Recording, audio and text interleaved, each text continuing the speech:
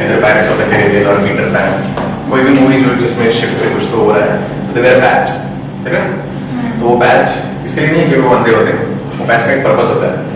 वो जब भी अपने नीचे जब भी डेक में जाते हैं तो वहाँ पे लाइट यूजुअली ऑफ होती है या होती ही नहीं करके, तो वहाँ पे इस आंख से उनको इमीडिएटली नहीं दिखने वाला है, तो वहाँ पे नीचे जाके वो ये पैच खोल देते हैं। So they use that accommodation. Good afternoon. Optical instruments करते हैं। सो इसलिए लेंस हो गया अपने का। तो एक जो एक कन्वेक्स लेंस होता है, it itself acts like a microscope. तो जो एक मैग्नीफाइंग ग्लास जिसको बोलते हैं, बट वो एक सिंपल माइक्रोस्कोप है। वो थोड़ा सा साइज बड़ा करके दिखा रहा हूँ अपने को। तो ऐसा पेन पकड़ो, पकड़ो पकड़ो, और इसको पास में लेते आओ, पास में लेते आओ, और इसके टिप को देखते रहो। तब तक लाते आओ जब तक तुमको डबल नहीं दिखाई देने लग जाए, वहां पे फिर रुक जाओ। जब ब्लर होना चालू हो जाए, डबल दिखाई देना चालू हो जाए, वहां पे रुक जाओ। स्लाइटली ऐसा हेडेक फील होगा। तो जब तक तुम पेन के टिप को क्लियरली देख सकते हो, वो डिस्टेंस और आंख के बीच के वो पॉइंट और आंख के बीच के डिस्टेंस को बोलते हैं नियर पॉइंट, ठीक है। नियर पॉइंट या least distance of distinct vision.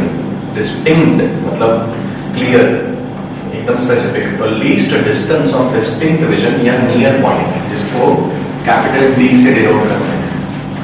हम लोगों को चाहिए कि कोई भी ऑब्जेक्ट या इमेज डी से दूर रहे।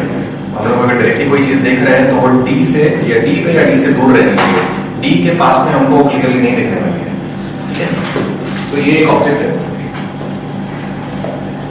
इसको अगर हमको देखना है एटलीस्ट डिस्टेंस डी होना चाहिए, डी से ज्यादा हो तो भी चलेगा।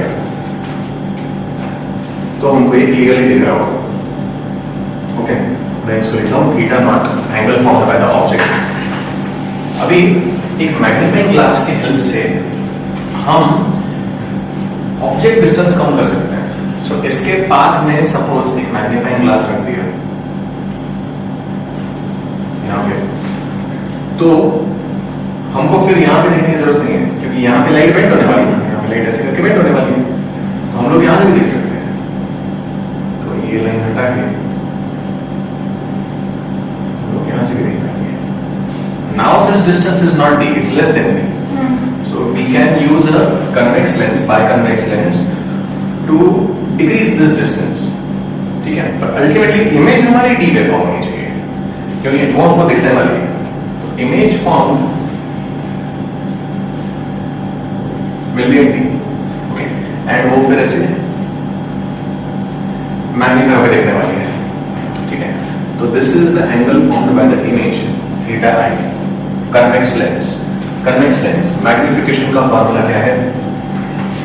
फोकल लेंथ और इमेज डिस्टेंस, एफ और वी वाला। So B by U, so F minus V by F. अभी यहाँ पे देखो ऑब्जेक्ट और इमेज सेम साइड है, तो ये जो वी है ये माइनस वी होगा। यहाँ पे दिख रहा है वी डी दिख रहा है, माइनस डी है। तो मैग्निफिकेशन हो गया F plus D by F.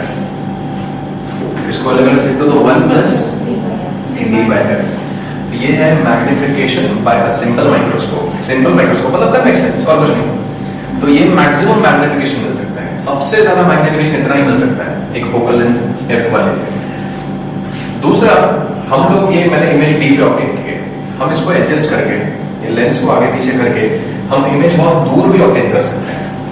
हम लोग को दूर की इमेजेस, दूर के चीजें देखना हमको आंखों के लिए बहुत कंफर्टेबल लगता है, क्योंकि उसमें आई का स्ट्रेन मिनिमम हो रहा होता है। तो अगर तुम इमेज बहुत दूर ऑब्टेन करते हो तब मैग्निफिकेशन मिलता है D by F. So magnification कितना कम मिला? सिर्फ 1 जितना कम हुआ, सिर्फ 1 का ही डिफरेंस है। So this is the formula for maximum magnification, and this is the formula for comfortable magnification। तो comfortably देखना हो तो फिर डी बाय एफ, ठीक है।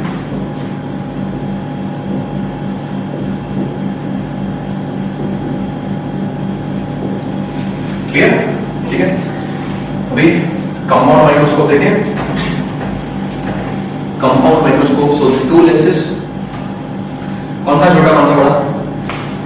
ऑब्जेक्ट छोटा, ऑब्जेक्ट छोटा, ऑब्जेक्टिव छोटा, ऑब्जेक्टिव और आईपीस।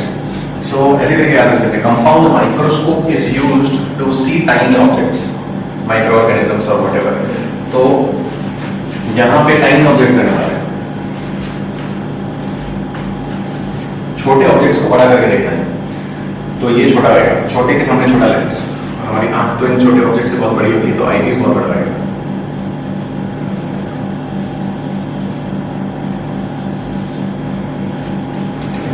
तो ये ऑब्जेक्ट है ए बी, अब ये पैरेलल रे और ये रे डायरेक्टली ऐसे जा रही है, तो ये तो डाइवर्ज नहीं होगी, सेंटर से जा रही है ऐसे करके। पैरेलल रे फोकस पे मिल जाएगी, यहाँ से फोकस से पास होगी, ये पॉइंट एफ से पास होगी, और ये थोड़ा गलत हो गया। सो ये पहली इमेज बनी है, फर्स्ट इमेज बनी है। देखो ये आईपीस है, ऑब्जेक्टिव, ये ऑब्जेक्टिव है। तो ये जो है डिस्टेंस, ये है focal length of objective F O. Image यहां नहीं बन रही है, इमेज तो कहीं इधर बन रही है, दूर पॉइंट बन रही है। ओके ठीक है। हमको क्या चाहिए होता है, जब ये माइक्रोस्कोप जब सेटिंग कर रहे होते हैं ना, उन्होंने यूज किया ना माइक्रोस्कोप, तो हम लोग उस तरीके से सेट करते हैं कि ये जो फर्स्ट इमेज है ए डैश बी डैश, ये फर्स्ट इमेज आई पीस के फोकस पे बने। तो हमको चाहिए कि ये डिस्टेंस जो है वो आई पीस का फोकल है, हम लोग उस तरीके से सेट कर रहे होते हैं उसको, ठीक है। तो ये यहाँ पे जाएगी, ये यहाँ पे जाएगी, और फिर यहां से वापस वो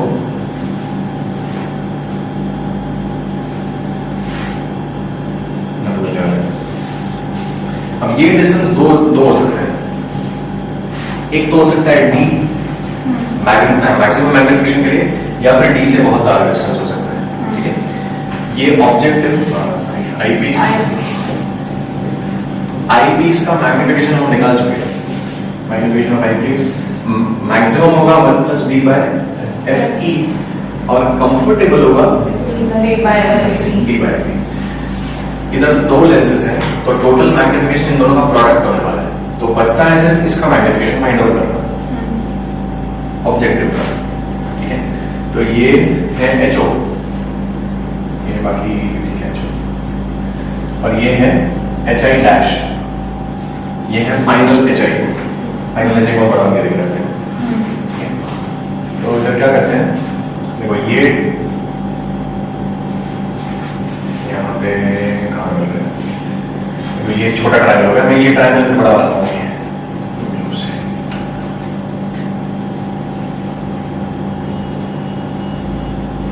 ये दिख रहा है, तो इसको भी मैं बड़ा बनाता हूँ।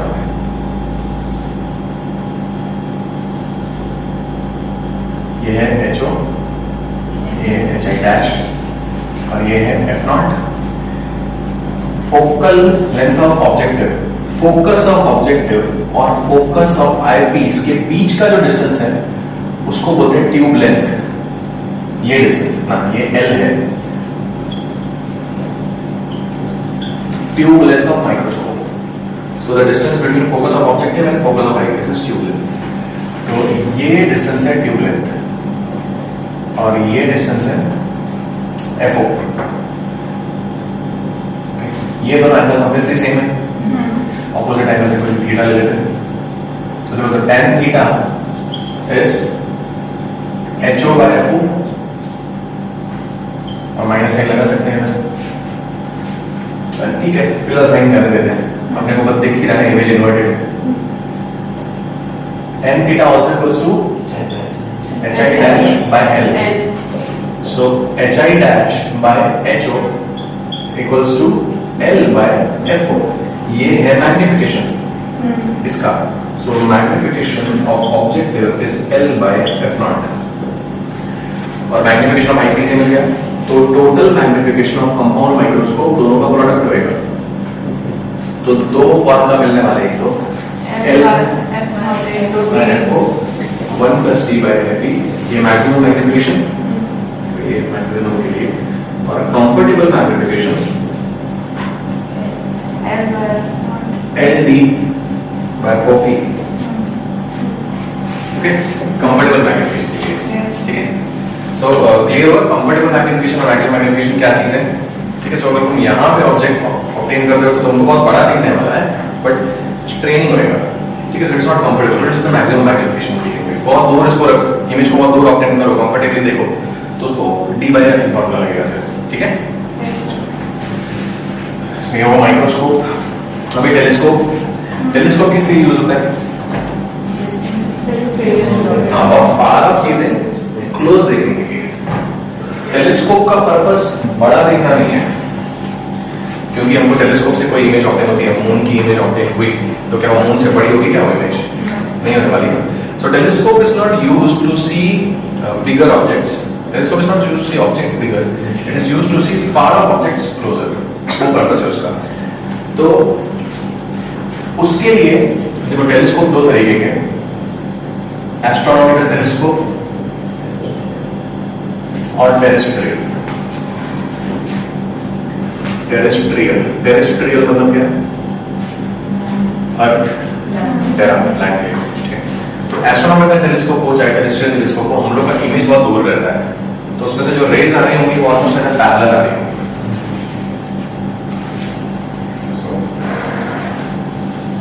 यहाँ पे ऑब्जेक्टिव बड़ा रहने वाला है, पैरेलल रेज, और फिर पैरेलल रेज का हमने देखा फोकस पे, तो ये इधर मिल रही है, सो ये फोकस है, ओके। यहाँ पे फर्स्ट इमेज है ये आई पीस,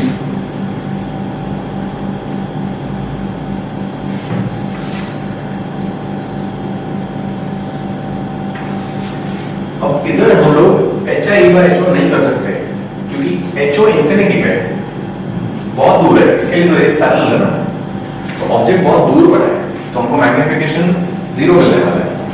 सो हमारा magnification, linear magnification is actually 0 in case of telescope. Moon की इमेज अगर ऑब्टेन करें कितना मिलेगा? 1 मीटर बड़ा मिलेगा, 10 मीटर बड़ा मिलेगा। मून तो किलोमीटर्स बड़ा है, तो 10 डिवाइडेड बाय ऐसा सेवरल थाउजेंड किलोमीटर्स, तो 0.0000 ऐसे आने वाला है। तो यहाँ पे लीनियर मैग्निफिकेशन कंसेप्ट ही नहीं है, यहाँ पे एंगुलर मैग्निफिकेशन देखनी होती है अपने को। So angular magnification also called as magnifying power.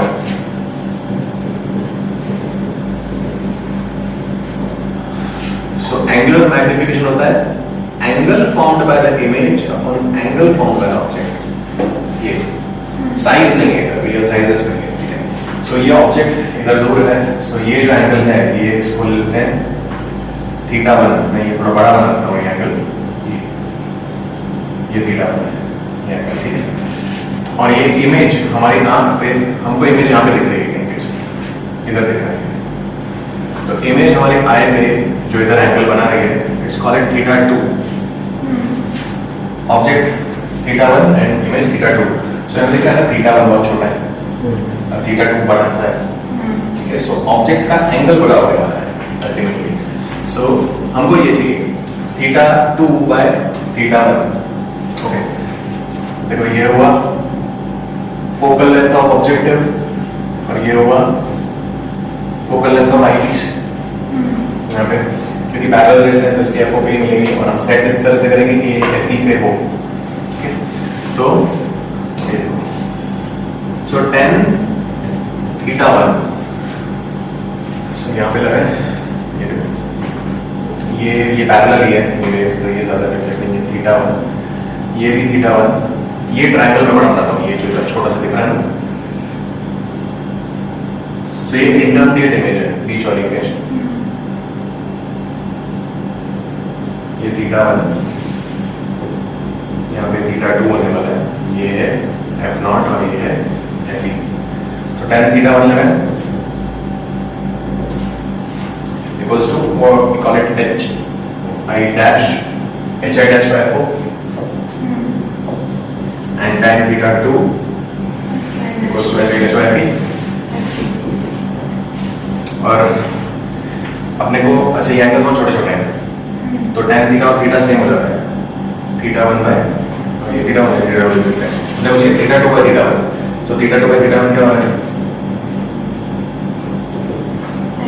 H I cancel हो गया, ये थीटा 1 ना ये एफ ई है, तो ये जाएगा F E by F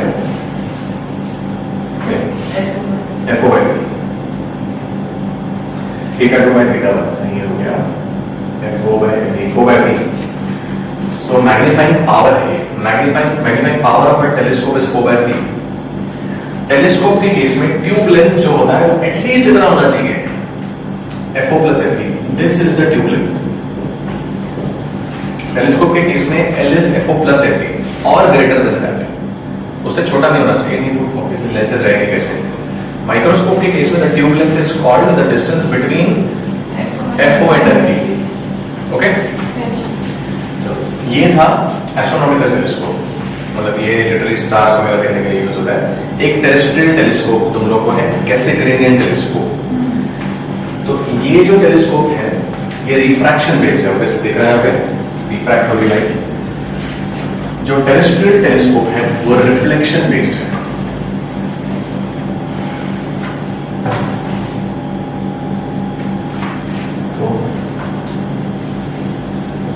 कैसेग्रेनियन telescope, कैसेग्रेन बंदे का नाम था जिसने ये बनाया, और ये रिफ्लेक्शन बेस्ड है। जो ओरिजिनल जो कैसेग्रेन टेलीस्कोप था it is only a concave mirror, that's it, ऐसा।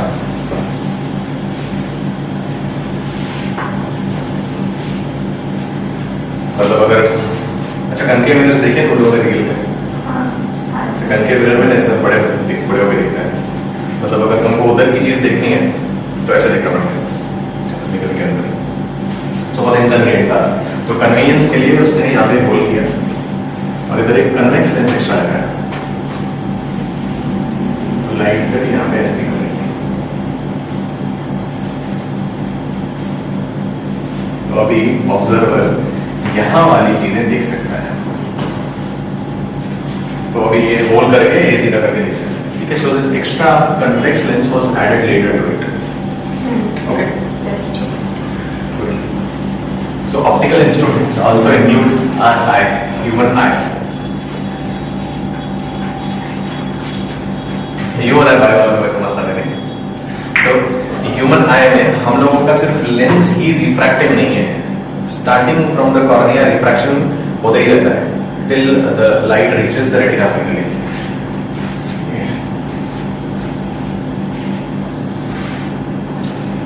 थोड़ा से बल्ज आउट रहता है।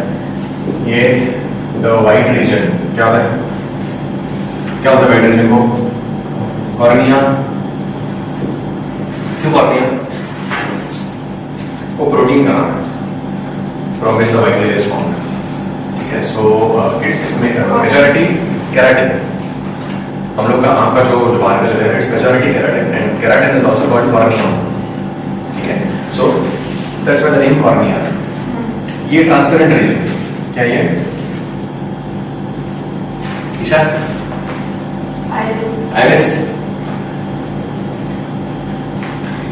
Iris is the transparent portion of the cornea.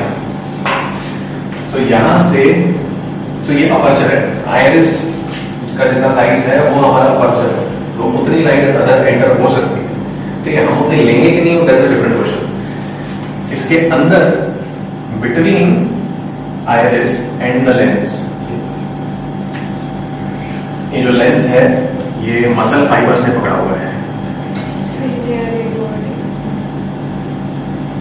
ये सिलियरी मसल्स। सो ये अलग अलग फाइबर्स हैं, ये एंटीरियर फाइबर्स हैं और ये पोस्टीरियर फाइबर्स हैं। पोस्टीरियर फाइबर्स लेंस को पकड़ के रखते हैं, वो लेंस की साइज एडजस्ट कर रहे होते हैं।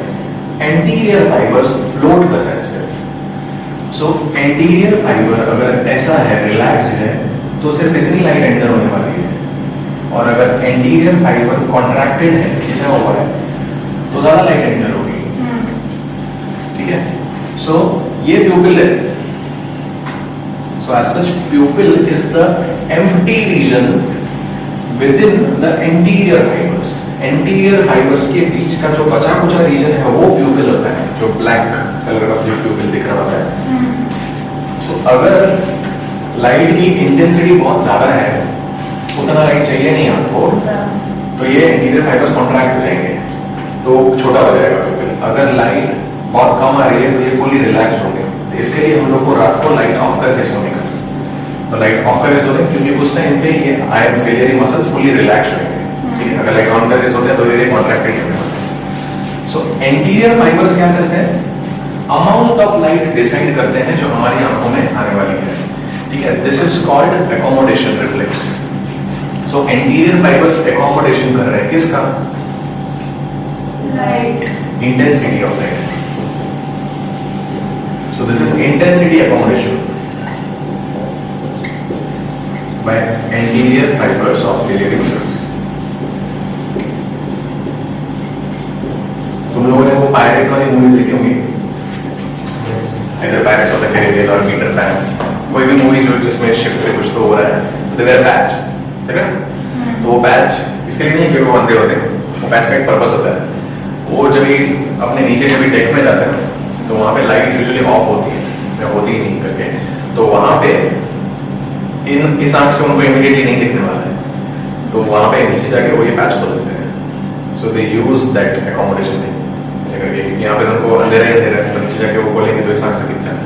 ठीक है, तो लोग भी घर पे भी ट्राई कर सकते हो। अगर कोई अंधेरे रूम में जा रहे हो तो थोड़ा पहले से ही आंख बंद करके जाओ, और रूम जब भी खोल रहे हो तभी ये खोल दो तो दिखेगा। थोड़ी देर बाद देखना चालू हो जाता है, ठीक है, क्योंकि हमारी यहाँ यूज हो जाती है, एकोमोडेशन हो जाता है, बहुत रिलैक्स हो जाता है मसल्स। ठीक है, सो ये जो रीजन है starting from iris to the lens, ये पूरा रीजन ये एक लिक्विड लाइक जेली से भरा हुआ होता है, एक्वस ह्यूमर। ये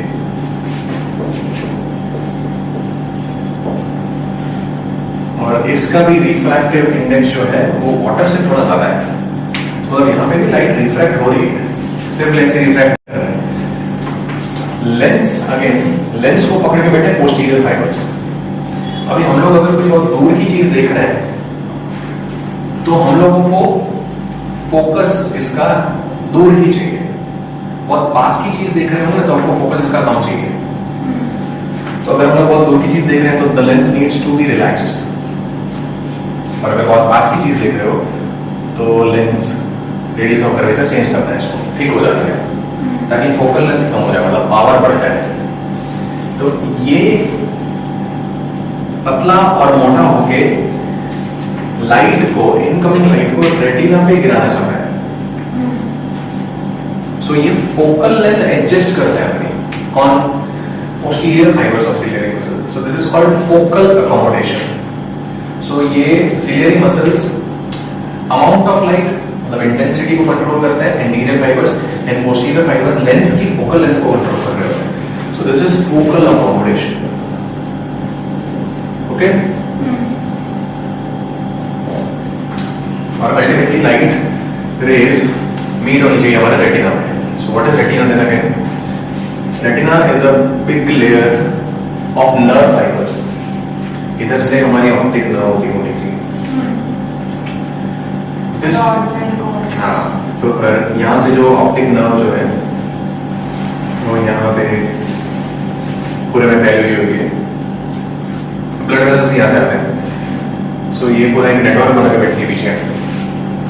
जहाँ पे एंट्री पॉइंट है वहां पे खाली, वहां पे इसका जो ये जो नर्व है optic nerve, while it is outside the eye, वो एक माइलिन शीथ नाम की चीज से कवर होती है, बहुत थिक प्रोटीन होता है।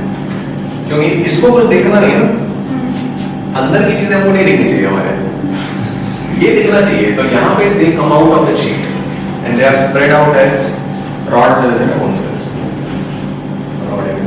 क्योंकि नाम इसके लिए दिया हुआ है क्योंकि उनका शेप ऐसा है, ये सच में रॉड शेप जैसे होता है, तो सिलिंड्रिकल होता है, और ये बोन शेप होते हैं, रॉड्स एंड बोन्स। रॉड का तो कुछ काम नहीं आता, कुछ काम नहीं आता, रॉड के बिना अंधे हो जाते हैं। So while the fibers, the optic fibers are coming out of the optic nerve, यहाँ पे थोड़ा रीजन में ना वो शीथ है, इधर से भी फाइबर्स बाहर निकलते हैं। तो ये रीजन पे एग्जैक्टली नहीं दिखता है। So this is the blind spot of the eye, fovea centralis, blind spot. तुम लोग देख सकते हो, ये देखें खुद का ब्लाइंड स्पॉट, थोड़ा हाँ आँख ऐसे करके दिखाई देता है। देखो यूजुअली वी डोंट सी, तुम ऐसे अपने सराउंडिंग में देखो सब कुछ दिख रहा है ना, सब कुछ इसके लिए दिख रहा है क्योंकि हमारा ब्रेन ना ब्लाइंड स्पॉट पे इंफॉर्मेशन को फिल कर देता है, इट्स फूलिंग अस। तुम लोग ये आँख फिंगर ऐसे लेके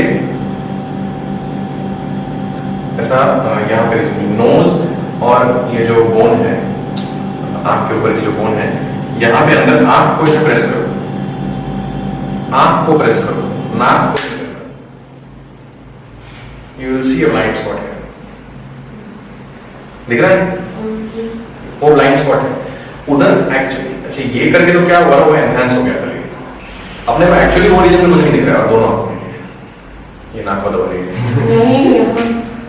ऐसे ऐसे इधर, ये मेरे यहाँ पे रफली इधर है। तो वो जो रीजन है ना, वहां पे एक्चुअली हमको कुछ नहीं दिख रहा है, अभी भी कुछ नहीं दिख रहा है, but our brain is filling that information कि उधर ऐसा ऐसा है, वो देखिए। ठीक है, सो ये ब्लाइंड स्पॉट है। हाँ भी क्यों वही रॉड सेल्स बोन सेल्स दोनों ही काम है।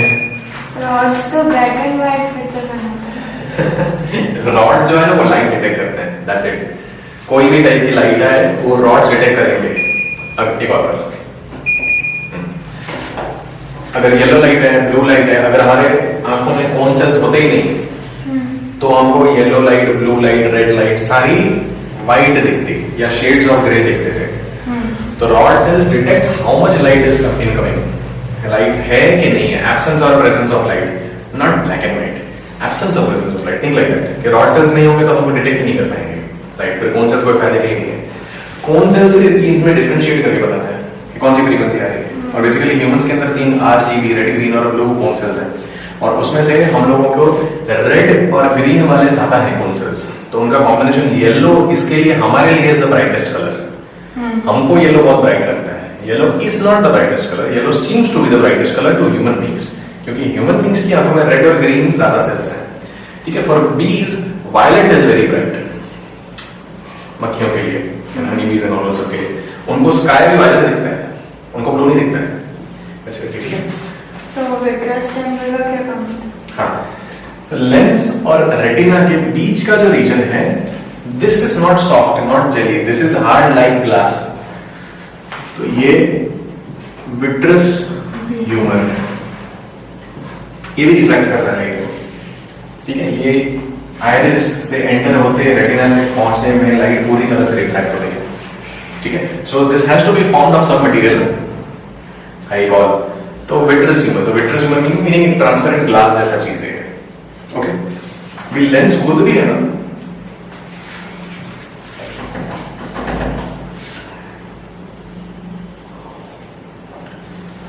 लेंस के अंदर एक क्रिस्टलाइन बॉल होता है, एक सेंटर होता है, ये कॉन्ट्रैक्ट और एक्सपांड नहीं हो सकता। ये आजू बाजू का जो सॉफ्टर पार्ट है ये कॉन्ट्रैक्ट और एक्सपांड होता है लेंस के अंदर का। ठीक है, सो एकोमोडेशन सिर्फ इसमें से होगा। अभी जैसे जैसे इसको ना, जैसे जैसे कोई एज बढ़ती है या फिर कोई एस्बेस्टोस की फैक्ट्री में कोई काम कर रहा है ना, तो उनको कंटिन्यूअस आंखों में एस्बेस्टस का या धूल का अगर एक्सपोजर मिलता है ना, तो ये जो क्रिस्टलाइजेशन है ये बढ़ते जाता है, and then it becomes very difficult for the eyeball to adjust its focus. Eyeball is right, it becomes very difficult for the lens to adjust its focus.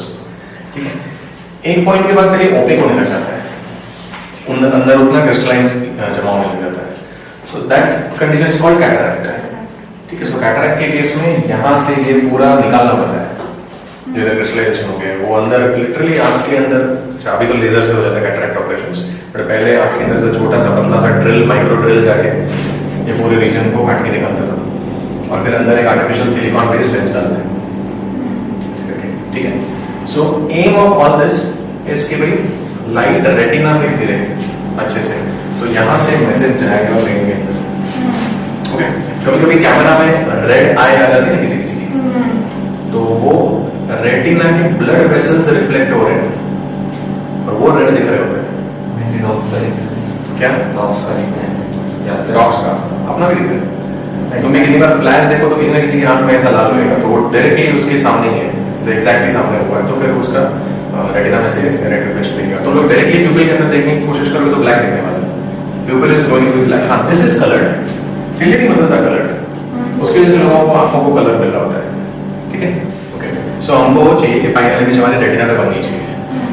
तो अगर एक हेल्दी फ्लेक्सिबल लेंस है तो वो ऑब्टेन हो जाता है। भाई सपोज हमारा लेंस मोटा ही रहेगा, रिलैक्स नहीं हुआ रही आंखें, वाई सिलियरी मसल्स जो है वो कॉन्ट्रैक्टेड रहेंगे। और बच्चों में होता है ज्यादातर, जो बच्चे बहुत क्लोज पढ़ाई करने की कोशिश करते हैं या टेलीविजन बहुत क्लोज ऐसा देखना होता है, तो उनको आदत हो जाती है सिलियरी मसल्स कॉन्ट्रैक्ट करने की, क्योंकि उनको नजदीक है।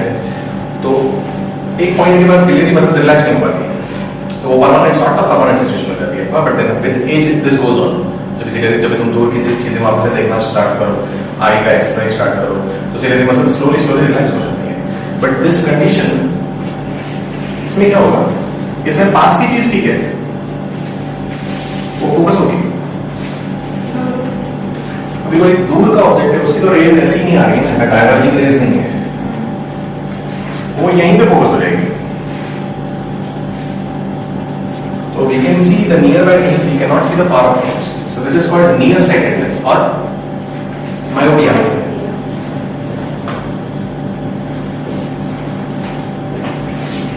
तो प्रॉब्लम क्या है यहाँ पे, पहले फोकस हो रहा है, दूर फोकस करवाना है, तो क्या करना है, इनको डाइवर्ज करवाना है इसकी तरह। तो डाइवर्ज करवाने के लिए क्या यूज करें, कनकेव लेंस। सो एप्रोप्रिएट फोकल लेंथ का कनकेव लेंस यूज करेंगे, लाइट डाइवर्ज होके फिर फोकस करेंगे। So the correction for myopia is concave lens, diverging lens. ठीक है, अगर सिलियरी मसल्स वीक हो जाए कि वो कॉन्ट्रैक्ट ही नहीं हो पा रही है, तो लेंस पतला ही रह गया, तो फार ऑफ चीजें देखने में कोई प्रॉब्लम नहीं है, वो फोकस भी जाएंगी, नजदीक वाली चीजें पीछे मिलेंगी, क्योंकि ये फोकस हो नहीं पा रही रेटिना में। तो ये है फार साइटेडनेस या हाइपरमेट्रोपिया।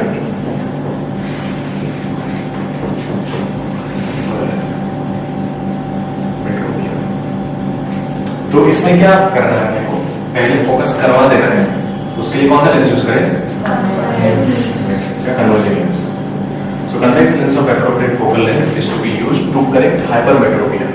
ठीक है, अभी जैसे एक स्पेसिफिक एज के बाद मसल्स इतने वीक हो जाते हैं कि वो ना अच्छी तरह से रिलैक्स हो पाते हैं, ना कॉन्ट्रैक्ट हो पाते हैं, तो वो सॉर्ट ऑफ जैसे लैक्स हो जाते हैं। लैक्स मतलब ढीले हो जाते हैं, और वो सिलियरी मसल्स के साथ भी होता है। ठीक है, तो उसमें फिर लोगों को मायोपिया भी होता है, हाइपरमेट्रोपिया भी होता है। ठीक है, सो दैट इज कॉल्ड प्रेसबियोपिया। सो प्रेसबी मतलब प्रेसबी is old. So presbyopia मतलब defect of vision in old age. क्या? हाँ, दोनों हो जाते हैं। तो तुमने देखा है कोई दादा दादी तुम्हारे भी होंगे जो ड्यूअल क्या बोलते हैं, ड्यूअल बाइफोकल लेंस पहनते हैं। सो उनका मायोपिक भी होता है, हाइपरमेट्रोपिक भी होता है। सो जो लोअर विजन रीडिंग के लिए तो वो फार साइटेडनेस में ही होता है, और जो ऊपर का होता है वो नियर साइटेडनेस में होता है। ठीक है, so presbyopia is defect in old age. एक और एस्टिग्मैटिज्म में एस्टिग्मैटिज्म बहुत बड़ा वैरायटी है, इसको करेक्ट करना बहुत मुश्किल होता है, क्योंकि ये astigmatism is different for different people. तो कैसा है कि लेंस कोई स्पेसिफिक एक्सिस पे रिलैक्स या कॉन्ट्रैक्ट नहीं हो पाता है, so it remains like this. ऐसा ये मैं जस्ट एक एस्टिग्मैटिज्म दिखा रहा हूं, तो इसमें ये रीजन वाली जो चीजें है ना, ये ज्यादा ही फोकस हो रही होंगी, ये पहले ही फोकस हो जाएंगी, ये वाली चीजें दूर फोकस होंगी। तो अगर तुम ऐसा एक वायर्ड मैश देखते हो, एक वायर देखते हो ऐसी वाली, तो वो ऐसा टेढ़ी मेढ़ी दिखने वाली है, वो ब्लर्ड नहीं दिखेगी, उसका एक पॉइंट कहीं और फोकस हो रहा होगा, उसका दूसरा पॉइंट कहीं और फोकस हो रहा होगा, तो ये टेढ़ा मेढ़ा दिखेगा। तो इसको करेक्शन करने के लिए लेंस भी ऐसा ही चाहिए, इसका इन्वर्टेड लेंस चाहिए। तो वो यूजुअली उसको ऐसा सिलिंड्रिकल लेंस बोलते हैं, यहाँ से ऐसा और बीच में मैंने एक बहुत रफ सिलेंड्रिकल लेंस बनाया, it is called the cylindrical lens क्योंकि उसमें एक स्पेसिफिक एक्सिस में ही करेक्शन होता है जो एक्सिस का प्रॉब्लम है, ठीक है। सो ये यहाँ पे जो पढ़ा ना अपने मैग्निफिकेशन पढ़ा आई से रिलेटेड, फिर दूसरा रेजोल्यूशन नॉल है, तो रिजॉल्विंग पावर पढ़ने के लिए हम लोग को डिफ्रैक्शन चाहिए, ठीक है, वो फिर वेव ऑप्टिक्स में। Yes, sir.